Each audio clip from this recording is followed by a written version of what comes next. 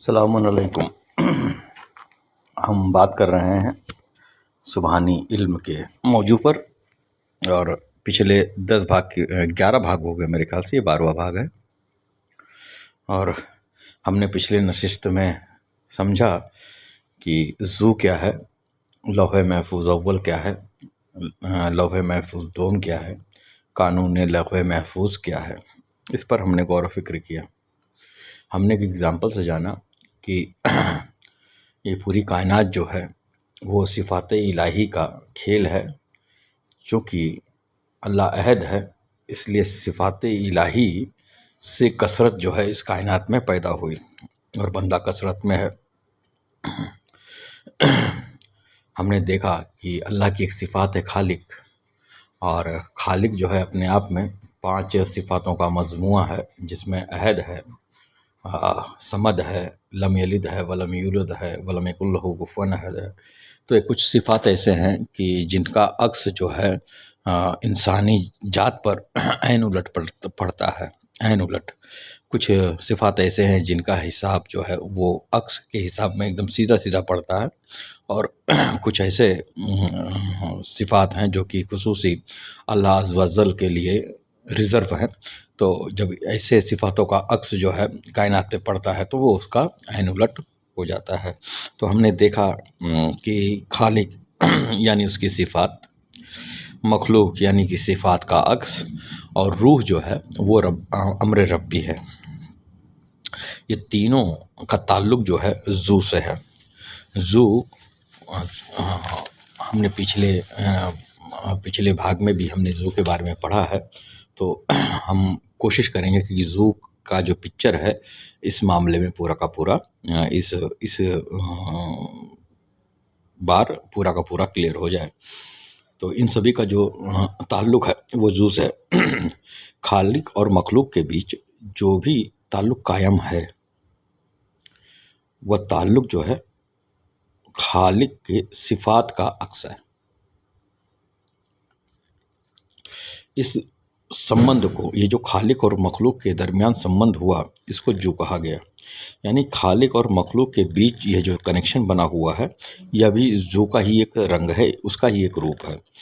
अब जू में जो जो तथ्य शामिल हैं हम उसके ऊपर चर्चा करेंगे। जू को अगर समझना हो तो जू में 3 चीज़ें, 3 पॉइंट्स हैं, जो ये तीनों पॉइंट्स मिला करके एक पूरा जू का मामला हम समझ सकते हैं। तो सबसे पहले लौह दोम, जो कि लौहे अव्वल का अक्स है।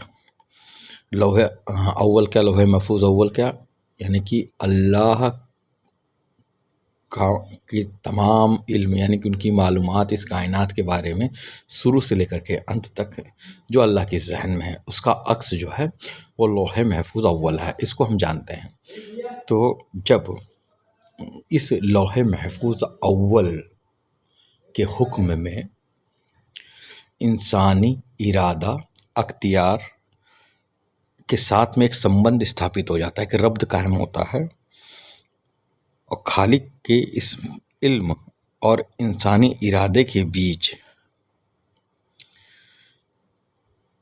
का कनेक्शन जो है जब होता है, इन दोनों का कनेक्शन होता है, तो लौहे दोम ज़ाहिर होता है। इसको जू कहा गया। ये तो पहला हो गया, जिसमें इल्म इलाही और प्लस इरादा इंसान, यानी कि इंसान का अख्तियार। और दूसरा पॉइंट है कि खालिक और मखलूक, मखलूक यानी जो सिफ़त इलाहिया का अक्सा है। तो यहाँ पर भी एक कनेक्शन कायम हुआ खालिक और मखलूक के बीच, ये भी जो है इसको हम थोड़ा सा गौर करके समझें तो जैसे कि जिंदा अल हय्यु और कायनात जिंदा है, तो यहाँ पर जो है एक कनेक्शन स्थापित हुआ, एक कनेक्शन बना अल हय्यु का, और क्या कहते हैं इस कायनात में तमाम जिंदापन का। तो ये जो सिफ़ात और ये जो सिफ़ात का कनेक्शन बना मखलूक के साथ में, ये भी जो है। और तीसरा इसको एक एग्जांपल से और जोड़ लो कि अल्लाह बेनियाज है और बंदा मोहताज है ना। यह मोहताजियत जो है, बंदे की जो मोहताजियत है वो जू के ज़रिए से बेनियाजियत से जुड़ी हुई है। बंदे की मोहताजियत यह है कि वो खुद जिंदा नहीं है, उसको जिंदा रहने के लिए इसमें अल-हय्यु का वो मोहताज है। तो ये मोहताज है और वो खुद ब खुद जिंदा है, अल-हय्यु वो खुद ब खुद जिंदा है, तो वो बेनियाज है। तो मोहताजियत जो है जू के ज़रिए ही ये जो कनेक्शन बन रहा है हय्यो और हयात में, तो यहाँ पर जो है मोहताजियत जो है जू के ज़रिए बेनियाजियत से जुड़ी हुई है। तो इंसान मोहताज है हर लम्हा हर सांस में उस ताल्लुक़ का जिसको हमने जू कहा, वह उस जू की मोहताज है। ये जू ही है, यानी कि वह ताल्लुक़ जो खालिक और मखलूक के बीच सिफत के ज़रिए कायम है, जो हर लम्हा इस कायनात को संभाले हुए है। हमारी ज़िंदगी हर सांस हर लम्हा हमारा वजूद जू के ज़रिए अल्लाह से जुड़ा हुआ है। अगर ये कनेक्शन ना मेंटेन हो तो पूरी कायनात ख़त्म, हम ख़त्म। तो ये जू ही है जो कि हमको संभाले हुए है। जैसे कि मैंने वापस एग्जांपल दिया था, अल्लाह की सिफ़ात हयात अल-हय्यु, यही सिफ़ात का हर लम्हा यही सिफ़ात हर लम्हा उस जू के ताल्लुक़ से कायनात में ज़िंदगी दे रही है। फिर हमने एक खुसूसी सिफ़ात पर गौर व फ़िक्र किया, एक खुसूसी सिफ़ात पर गौर फ़िक्र किया कि जैसे कि अल्लाह की एक सिफ़ात है खालिक। तो जब ये खालिक अपनी सिफ़ात को एक्शन में लेता है तो ये खालिक 5 सिफ़ातों का मजमुआ है। जैसा कि मैंने बताया कि लम यलिद, अल्लाह कभी बाप नहीं बनता है ना, तो अल्लाह कभी बाप नहीं बनता, तो वो उसकी फितरत में नहीं है, ये उसके विशेष गुण है। लेकिन इसका ऐन उलट कुछ सिफ़ात ऐसे हैं कि वो सीधे सीधे कायनात में नहीं ज़ाहिर होते, वो ऐन उलट में ज़ाहिर होते हैं। वो इसलिए क्योंकि कुछ सिफ़ातें अल्लाह के लिए खुसूसी हैं। तो ऐसे कुछ सिफ़ातें हैं, तो अल्लाह बाप नहीं बनता, जबकि बंदे की फितरत में है बाप बनना, वो बाप बनना चाहता है। हर कोई इस दुनिया का बाप बनना चाहता है। खुद हमारे खुद हज़रत आदम अलैहिस्सलाम के अंदर ये ख्वाहिश हुई कि वो बाप बने।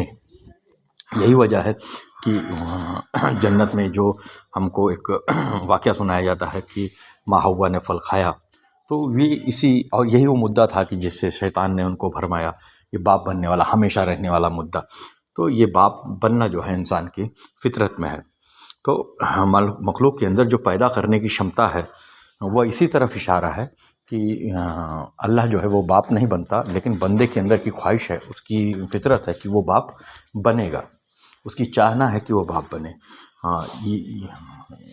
तो बंदा इसका मोहताज है, खालिक नहीं। इसका एक दूसरा पहलू भी है। जब एक पहलू आ गया कि बंदा जो है बाप बनना चाहता है, तो इसका दूसरा पहलू है, वो है वलम यूलद, कि वह पैदा नहीं किया गया। तो जब वो पैदा नहीं किया गया तो इसकी ऐन उलट सिफत जो है, सिफत का अक्स जो है वो कायनात पे ज़ाहिर होता है कि यहाँ पर जितने भी कायनात के शय हैं वो पैदा होते हैं। ये मखलूक के पैदा होने की तरफ का इशारा है। यह दोनों रूप, पैदा होना यानी कि नस्ल का आगे चढ़ना, यह जो का ही फैला हुआ रूप है, उसका ही विस्तृत रूप है। इसमें इस तरह से कई सिफ़ात, कई रंग छुपे हुए हैं जो कि अपना जलवा बिखेर रहे हैं। ये जू के अंदर जो किस्में हैं, जो वैरायटी है, या उसको जाहिर करता है। जैसे कि कई प्रकार के पेड़ पौधे, जानवर, इंसान, पहाड़। तो ये जो जू के अंदर की वैरायटी है, यानी कि सिफत, इरादे, कायनात और यानी कि मखलूक और क्या कहते हैं उसको, इस्म इलाहिया का जो कनेक्शन हुआ, तो ये सब कुछ मिलाकर के जू है। और जो कसरत, बहुत सारी वैरायटी हमको इस कायनात में दिखती है, ये इसी कनेक्शन, इसी जू के पर ही डिपेंड है कि जू के अंदर इतनी मुख्तलिफ रंग हैं, इतनी वैरायटी है, इन अस्माए हुस्ना की वजह से, इनकी कसरत की वजह से वो हमको इस कायनात में दिखाई देती है। ये सब जू के ही अलग अलग रंग हैं। अल्लाह की एक सिफ़ात और है, उसका कोई हमसर नहीं है, उसका कोई ख़ानदान नहीं, उसको किसी परिवार की ज़रूरत नहीं है। इसके ऐन उलट जो बंदा है उसको परिवार की ज़रूरत है, ख़ानदान की ज़रूरत है। पहले अब इसको समझिए, यहाँ जू का ताल्लुक़ जो है वो कसरत से है। पहले जू का ताल्लुक़ एक प्रकार की संगठित कैफियत थी, जैसे इंसानियत। अब यह कई कई हिस्सों में बँट जाता है, जैसे एक ख़ानदान के कई सारे फ़र्द, ठीक है ना। तो इस तरीके से अलग अलग अफराद का वजूद में आना भी इस जू के ही अंतर्गत आता है, इसी के मामले में आता है। तो खालिक और मखलूक के बीच जो भी संबंध बना, यानी वह अविभाज्य रेखा जिसमें दोनों किसी संबंध के आधार पर शामिल हो गए, वो जू है। दोनों से मतलब सिफ़ात इलाही और मखलूक या कायनात। तो लौहे महफूज दोम, लौहे महफूज दोम क्या है, जिसके बारे में मैंने जो कहा वो इल्म इलाही है, यानी कि लौहे महफूज अव्वल प्लस इरादा इंसानी। तो सिफ़त, ये तो पहला हो गया। और दूसरा सिफ़त इलाही से सिफ़त लेने का जो संबंध बनता है, जैसे अल हय्यु और हयात, ये दूसरा कंडीशन। और तीसरा कंडीशन वो कि कुछ ऐसे खुसूसी इस्म हैं अल्लाह के, ऐसे कुछ खुसूसी अस्मा हैं अल्लाह के जो कि सिर्फ़ उसी के लिए है। तो अक्स, उसका जब अक्स जो है इस कायनात पे पड़ता है तो वो ऐन उलट हो जाता है, जैसे कि अहद का कसरत। तो ये तीन तरीके का जो संबंध हमने पढ़ा, तो ये जू में ही आता है, ये जू ही है। तो हमने देखा कि खालिक और मखलूक के दरमियान एक रब्त कायम है, एक संबंध कायम है, ये संवाद कायम है या कनेक्शन कायम है, जो कि इतना गहरा है कि मखलूक का वजूद ही उस पर कायम है। ये जो संबंध है, ये जो रब्त है, यही जू है, ये ताल्लुक़ ही जू है। आयते कुरानी है कि ऐ बंदे मैं तेरे शहर से भी ज़्यादा करीब हूँ। इसको समझना इसी आयत की तशरीह है, इसका क्रियात्मक पहलू है। जो इस सारे निज़ाम को, ताल्लुक़ को समझ जाता है, या इसका समझना ही कशफुल जू है, यानी कि जू को देखना, यानी कि उसके ऊपर जू का खुल जाना। तो गौर करें, हमने तीन मुद्दों को समझा। पहले तो लौह अव्वल, यानी कि अल्लाह का वह इल्म जो अजल से लेकर के अबद तक उसकी मालूमात है, बशक्ल हुक्म जो है, बशक्ल हुक्म जो है वो मौजूद है, जिसमें टोटल कुल्लियात की हर हरकत सकनात उसमें दर्ज है, शुरू से लेकर के अंत तक का। वो है लौह अव्वल, लौह अव्वल। और जब इस लौह अव्वल में इंसानी इरादा, यानी कि उसका फ्री विल और अख्तियार शामिल होता है, तो ये बनता है लौह दोम। और जब ये लौह दोम बन जाता है तो इसी संबंध को कहा गया है जू। जू के तीन मामले हमने बताए। पहला तो हमने बताया कि इल्म इलाहिया प्लस इंसानी इरादा, पहला। दूसरा सिफ़त इलाहिया और मखलूक के साथ उसका कनेक्शन। और तीसरा कुछ ख़ास सिफ़तें जो कि सिर्फ़ और सिर्फ अल्लाह के लिए हैं, और उनका ऐन उलट, यानी कि उसका संबंध ऐन उलट जो है मखलूक पे पड़ता है। तो ये तीन प्रकार के संबंध जो हैं, ये तीनों कनेक्शन जो हैं, ये संवाद जो है वो जू कहलाता है। और लौह दोम ही वो घटना है जहाँ पर अल्लाह ताला ने वो जब लौह अव्वल का अक्स जो है तमाम मखलूक के ऊपर आया, तो ऐसी हालत में फरिश्तों को जो हुक्म हुआ या औरों को जो हुक्म हुआ, तो वो एज इट इज़ को फॉलो करते रहे। लेकिन इंसानी मामले में ये थोड़ा सा अलग हुआ कि इंसान को जो है इरादा और अख्तियार दोनों दिया गया। यहाँ पर ये लौह दोम की शक्ल में आता है। और उसकी बर्तरी के लिए, इसकी बर्तरी के लिए अल्लाह ताला ने हज़रत आदम अलैहिस्सलाम को तमाम अस्माए हुस्ना सिखाए, उसका इल्म दिया। और इसी वजह से हज़रत आदम अलैहिस्सलाम जो है तमाम मखलूक के ऊपर खलीफा हुए। तो मेरे ख्याल से इस जू का मुद्दा जहाँ तक है हमने पूरा बात कर लिया है, इसमें कुछ हमने छोड़ा नहीं। जू का मतलब ये है कि सिफ़ात इलाही और मखलूक के बीच में जो संबंध कायम है, वो जू कहलाता है। यदि एक बंदा यहाँ पर जिंदा है तो हय्यु और हयात के बीच में जू है। इस जू के ज़रिए हयात जो है वो अल हय्यु सिफ़त से जुड़ती है। तो ये संबंध जो है, ये संवाद जो है, ये कनेक्शन जो है, वही जू है। इसमें वाहिद यानी वहदत और कसरत को भी समझना है। अल्लाह वाहिद है और सिफ़त कसरत है। दुनिया यानी कि कायनात सिफ़तों का शक्ल इख्तियार करती है और कायनात की शक्ल में इजहार करती है, ज़ाहिर होती है। इन तमाम का खुल जाना ही कशफुल जो है। कायनात में जो कुछ भी हमको नज़र आता है, समझ में आता है, वह पहले से ही लौहे महफूज में मौजूद है। यानी कि इसको समझिएगा, बड़े गौर से समझिएगा। वो तमाम सारी चीज़ें जो आज तक ज़ाहिर हो गई या अभी ज़ाहिर हैं या आगे ज़ाहिर होंगी, ये सब कुछ पहले से ही लौहे महफूज में, लौहे महफूज अव्वल में बशक्ल हुक्म मौजूद है। तो एक सूत्र आता है कि ऐसी कोई भी चीज़ मौजूद नहीं हो, यानी कि गैर मौजूद चीज़ कभी मौजूद नहीं हो सकती। अगर कोई चीज़ गैर मौजूद है, गैर मौजूद इन द सेंस लौहे अव्वल में अगर वो गैर मौजूद है तो गैर मौजूद चीज़ कभी मौजूद नहीं हो सकती। अगर कोई चीज़ मौजूद है तो इसका मतलब ये है कि वो पहले से ही मौजूद थी, अब ज़ाहिर हो गई है। तो कायनात में हमको जो कुछ भी नज़र आता है उसकी असल तिमसाल अव्वल, यानी कि पहली स्मृति। तिमसाल के बारे में मैंने 10वीं में बताया था। तिमसाल का मतलब होता है कि स्मृतियाँ जो कि तस्वीर की शक्ल में लौहे महफूज अव्वल, लौहे महफूज दो में छपी पड़ी हैं। तो तिमसाल अव्वल की शक्ल में जू यानी लौहे दौम में मौजूद हैं। हर चीज़ की बनावट, इसकी असल बनावट अल्लाह के हुक्म कुन की सूरत में जू यानी कि लौहे दो में महफूज है। इसको बड़ी ठीक से समझना। हर चीज़ की बनावट यानी कि हर चीज़ की असल बनावट अल्लाह के हुक्म यानी कि कुन की सूरत में जू यानी कि लौहे दो में पहले से महफूज है। इंसान, जिन, फरिश्ते, हैवान, पौधे, सारी कायनात इस तिमसाल अव्वल में अक्सर, तिमसाल अव्वल यानी कि लौहे महफूज अव्वल, तिमसाल दोम आलम मिसाल यानी कि लौहे महफूज दोम। चूँकि सबका असल जू में मौजूद है, जू में तिमसाल अव्वल की सूरत में जो इल्म इलाही का अक्स है। ठीक है, इस तरीके से, इस तरह सभी अवचेतन स्तर पर, लाशऊरी लेवल पर जू के जरिए एक दूसरे से जुड़े हैं। हर चीज़ असल में एक ही चीज़ से जुड़ी है, वह है वहदतुल वजूद।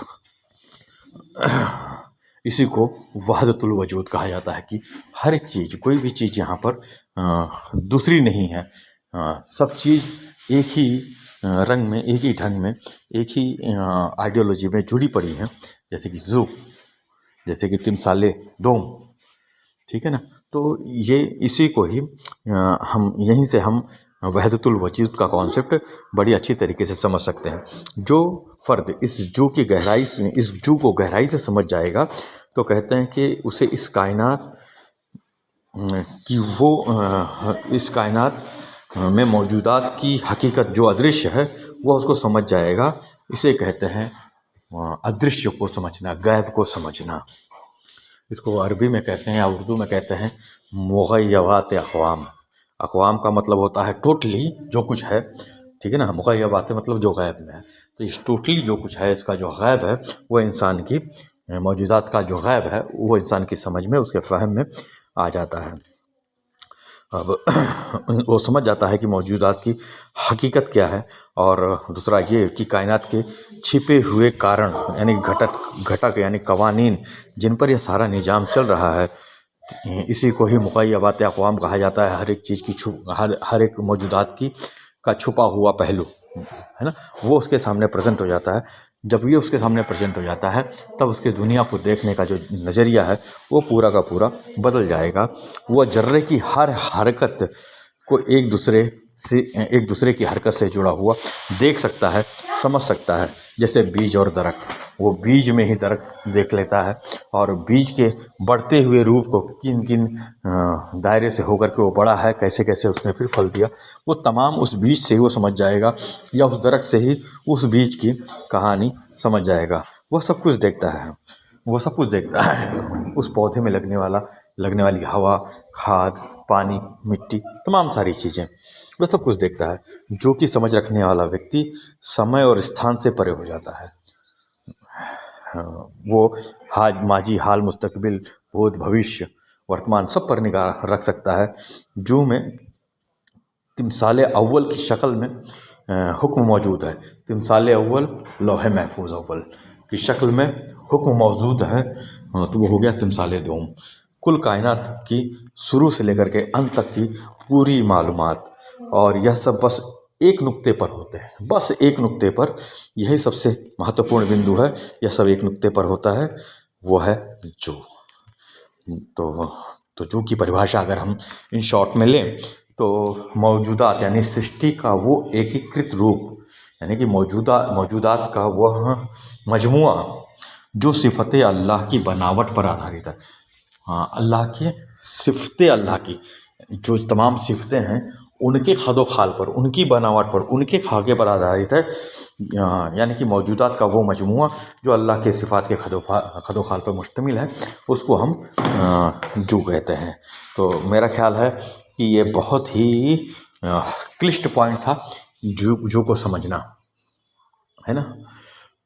और मैंने अपनी समझ से इसको समझाने में, जैसे मौलाना ने मेरे को अकल बख्शी, जो मेरी याददाश्त जो मेरी काम कर रही है, जो मेरी समझ काम कर रही है, मैंने समझाने की पूरी कोशिश की। हम हर समय अल्लाह के मोहताज हैं। यह ताल्लुक़ जो हुआ हमारी मोहताजियत का, उसकी बेनियाजियत का, ये जो है हमारी सारी हयात, ज़िंदगी, कायनात उसकी सिफ़ात का ही खेल है।